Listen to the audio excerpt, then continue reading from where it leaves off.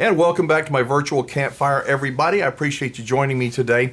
If you are keeping your ear to the ground, so to speak, in terms of what's happening in the way of current RV sales, what are you hearing? How do you think RV dealers, new RV dealers, are doing right now? I'm hearing all kinds of chatter about many dealers that are still buried in inventory they're trying to get rid of, especially any remaining 2022s they might have on their lots.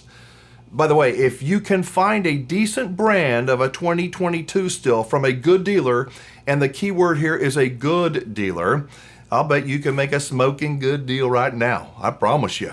But I digress. I've also heard reports that some dealers are seeing more than a 40% decline, a 40% decline in new RV sales this year since the peak of COVID. With all the negativity I'm hearing and the spin that I read from RVIA about how things are going to be just fine, I decided to find out for myself. So I jumped in the studio, did a quick video call with my dealer friend in South Louisiana, who I know will give me accurate information. So it's been a while since you and I visited. The heat of the summer's going on and everybody wants to be in front of an air conditioning unit. How are things going there at Berryland? I mean, I hear doom and gloom all over the country, but are things pretty tough right now, or what are you seeing? It's hot. There's no two ways about that. Hey, it's Louisiana, right? As somebody said, if you want to know how it feels, go take a shower and walk outside and put your clothes on, and that's how it feels. Don't dry off. Yeah, it's warm. The kids are fixing to be back, getting ready to go back to school. We've had a good summer. Summer's kind of winding down. We looked last month, we actually did more unit count than we did the year before last. So year over year from last year, we were up a little bit, not a bunch, but we were holding our own and had sold more units. Of course, the deals are a little bit better. The prices are down, as far as that deal goes, but it's a good time to buy, and people are buying right now. But Brad, I have heard so much doom and gloom from different dealers that I'm not kidding. I don't think that they're making it up. Everybody has. It's like in Louisiana or in Texas. You got to deal with the heat. You're not going to get away from it. You're dealing with the things that other dealers are dealing with. Higher interest rates. It's getting tougher to get qualified. How are you able to see increased sales? I mean, what do y'all do? We're not talking about big increase, but we held our own. We liquidated a lot of 2022 product. We really put our 23 product on sale also. So I believe that helped us out.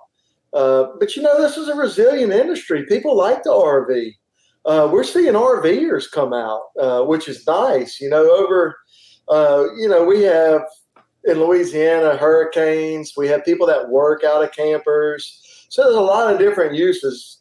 But the main bulk of the business is people who are recreational RV, and they like it and they're doing it. And they're coming out and buying campers from us. So, we're holding our own.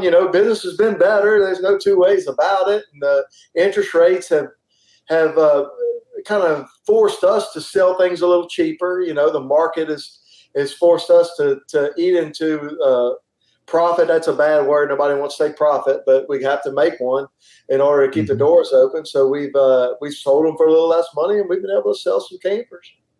Isn't it true that even with the higher interest rates, now some people are going to push back on what I'm going to ask, but even with the higher interest rates, the savings on the new RVs, especially if you had any 2022s, but even those 2023s that you marked down, that savings is really incredible. I mean, I would rather, I think, pay the higher interest rate now and get a better price than wait and then pay a higher price. And you never know what's going to happen with the interest rate anyway.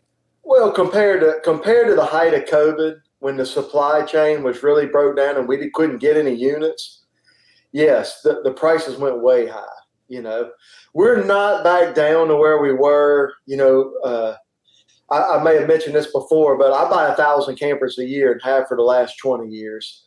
And when we saw the run up going after COVID, the prices rise, I've never seen. Now, we've seen prices steadily rise. We get a little price increase every year. But that COVID bump just went, it was unprecedented. I mean, there's plenty of news documentation on that. But it's not because the manufacturers are sticking it to it's the whole environment. It's the whole chain. I think the manufacturers got caught as bad as us dealers, and they were, a lot of these things are assembled. We use the term manufacturers of RVers. They assemble things that they buy from other people, and they got caught with the same deal. I mean, the supply chain was real, and when it ramped up, a lot of them didn't know what to do. And I think it's a challenge that we run into now, because as they're coming down, how do they lower prices with dealers still having inventory on the lot? That's a big challenge right now in the industry. I think a lot of the manufacturers would like to drop the prices a little lower, but they would do so, when, hey, I got a unit sitting right here that I paid more. As a dealer, we don't want to hear that, just like you as a customer don't. Right. There's challenges in that, and I think we're finally starting to work through them.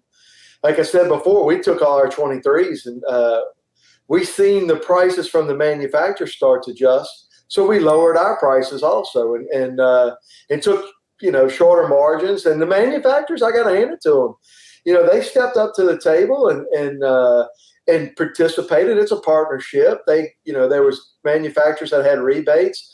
Newmar Motorhomes put big rebates on Dutch Stars. I mean, all the way from Bay Star on up to Dutch Star, substantial rebates to the customer. So, we're going to make it through this.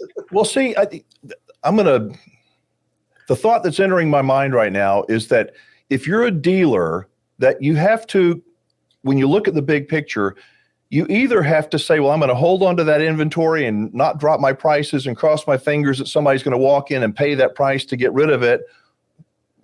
But if you don't sell it, you're in big trouble. Or you do what you did and you just said, look, we got to mark them down. We're going to give good deals, take care of our people, and we're going to keep our people working, and we're going to make way for the future. It sounds like y'all did that. Well, we have a big operation, and there's a lot more than just selling an RV to make money. We service them. We have people who put hitches on. So when we sell one, we sell a customer a hitch. We do PDIs and all that stuff. And we have a lot of people that work for us for a very long time. Well, we have to sell so many, for right or for wrong. I don't know whether you say how that is, but we got to sell so many a month to have so many employees and keep their job. So, sometimes you can make a little more on them. Sometimes you make a little less, but either way, you got to keep the ball rolling and keep the train moving. A lot of people say, if you're in a grocery business and you got fruit, you better sell it tomorrow because it's going bad. They say, oh, these don't go bad. Well, if it's 2024 and you still got a new 2022, it's not very good anymore. Yeah. So you got I wasn't a big college guy, but there's a simple rule: supply and demand in capitalism.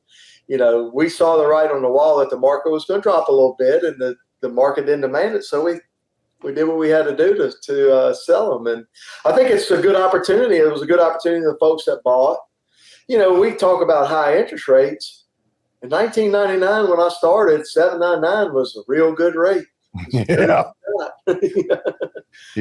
We got spoiled the last few years, didn't we?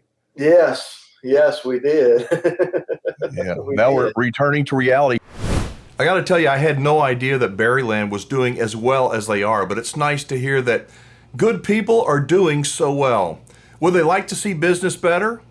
Who wouldn't? But it sounds like the prices are dropping on 23s and they got people coming in, and that's great. So here's what I want to know.